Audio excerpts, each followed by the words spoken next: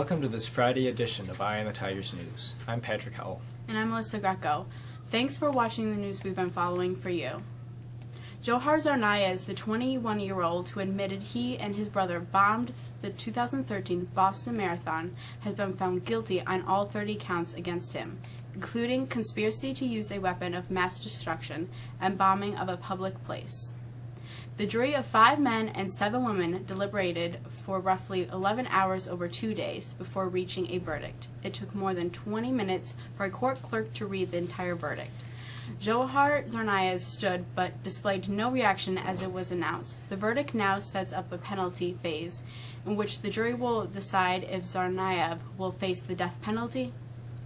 The white South Carolina police officer charged with murder for shooting an unarmed black man was allowed to stay on the force despite a 2013 complaint that he used excessive force against another unarmed black man.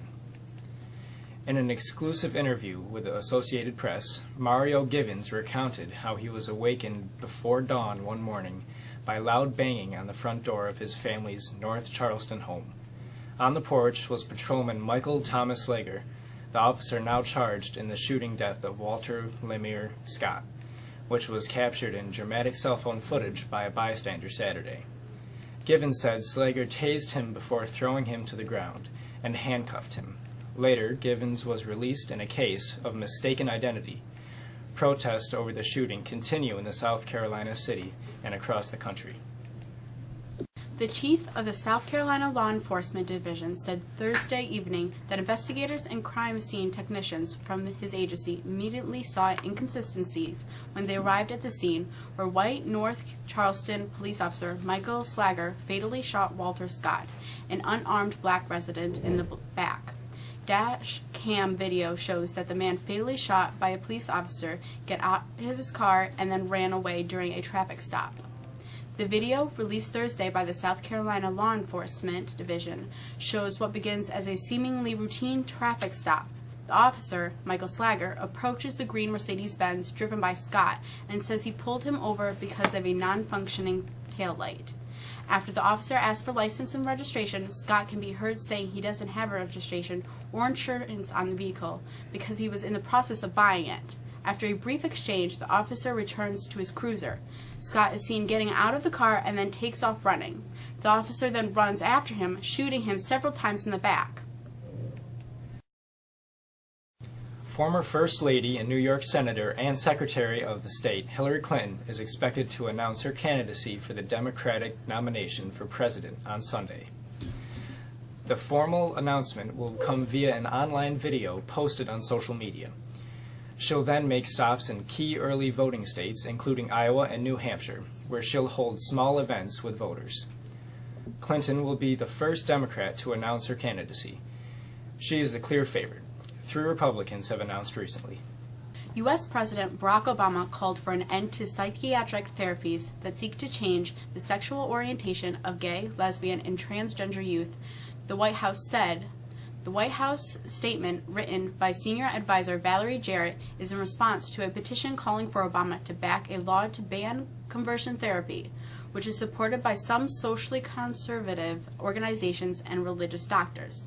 The petition was started following the suicide in December of 17-year-old transgender youth Leila Alcorn, who died after her parents forced her to attend conversion therapy, pulled her out of a school, and isolated her in an attempt to change her gender identity.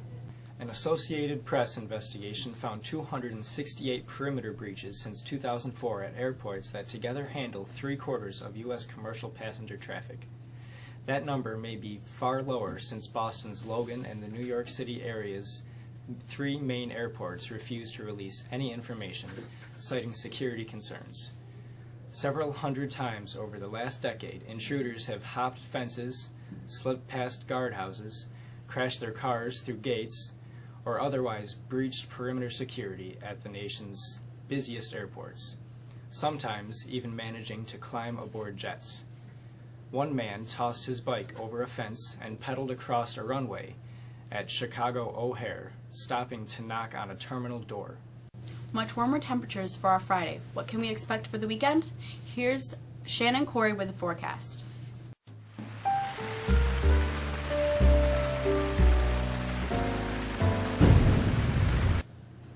A much warmer morning today with temperatures steadily climbing toward the mid-60s is a prelude to what we can expect over the next several days, as it looks like we may have a spring after all. We wrap our Friday with gusty winds that will usher some cooler temperatures for Saturday. We'll see 50 on Saturday, but a northwest wind will make it feel much cooler. It's Sunday where we see our weather pattern change.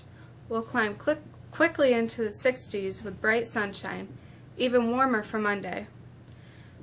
Temperatures are expected to reach 70. That's right, 70. Some wet weather comes in Tuesday before we see some sun again. The highlight is that temperatures will be above normal most of next week. Enjoy Sunday's weather. Certainly the pick of the day. Have a good weekend. Why didn't you save it? The NFL made history this week. That's the story. Here's Nathaniel.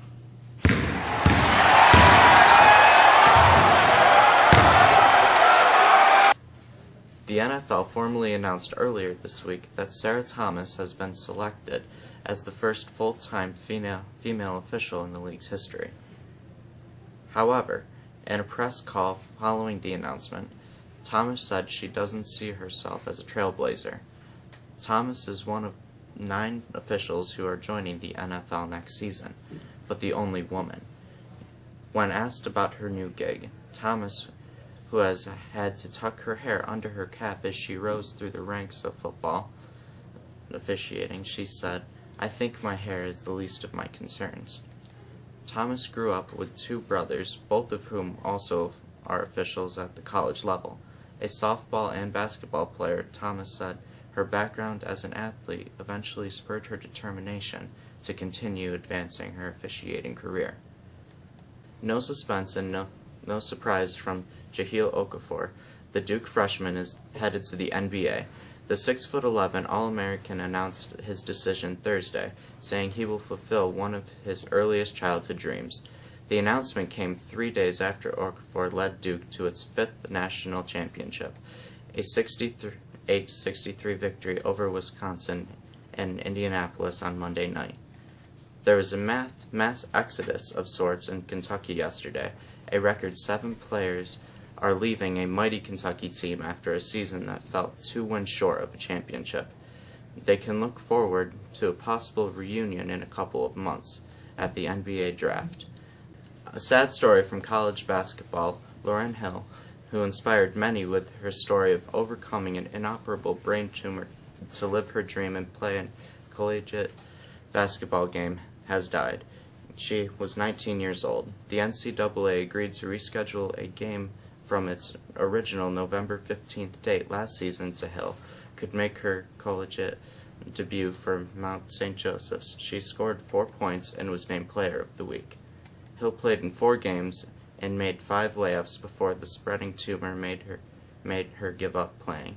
When the season ended, her team held its annual dinner in a room at the hospital where Hill was being treated.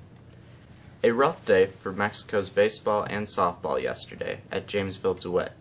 The softball team dropped the league's opener 21-0, while the baseball team also shut out. They lost 5-0. Both track teams get their respective seasons going today when they travel to CNS for an invitational meet. That's all for sports. I'm Nathaniel Schrader. With a look at the calendar, we bring in Jacob Frazier. All County Chorus comes to the middle school Friday and Saturday. Mock trial participants head to the courtroom beginning next Tuesday, as they will argue cases in competition against other Oswego County schools. There will be an evening of prom event that will take place on Thursday, April 16th in the cafeteria from 3:30 to 5 p.m. and 6 to 8 p.m. At this event, the following items will be available free of charge: prom dresses, shoes, jewelry, and makeup samples. There will be an opportunity to sign up to have your hair done for free of charge the day of prom. There will be discounts on tuxedos from 3 different vendors. Additionally, 2 local florists will be available to order corsages and boutonnieres. Sports physicals will be held here at Mexico High School May 5th and May 19th. You must see Miss Wallace for paperwork and to sign up. This physical will allow you to be eligible to play sports for the entire 2015-2016 school year. And next Friday marks the end of the third quarter. That can only mean one thing. 10 weeks left. Where did the time go? I'm Jacob Frazier. Enjoy the weekend. And we leave you this week with Andrea and our history lesson.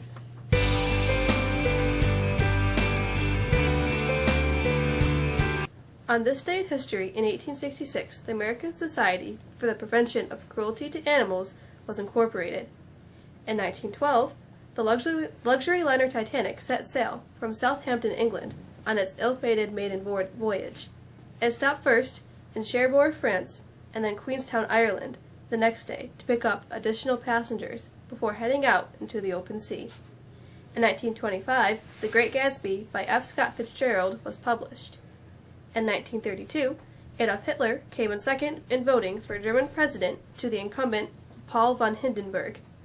In 1947, Brooklyn Dodgers president Branch Rickey announced he had purchased the contract of Jackie Robinson from the Montreal Royals, paving the way for Robinson to become the first black to play in the major leagues.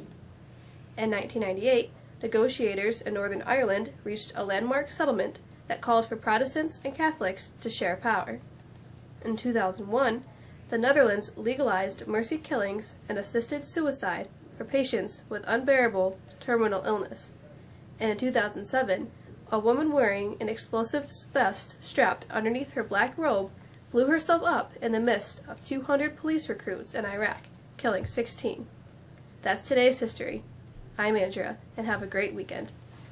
That's all for us this week. Thanks for joining us. I'm Melissa Greco. And I'm Patrick Howell. Thanks for being with us, and have a great weekend.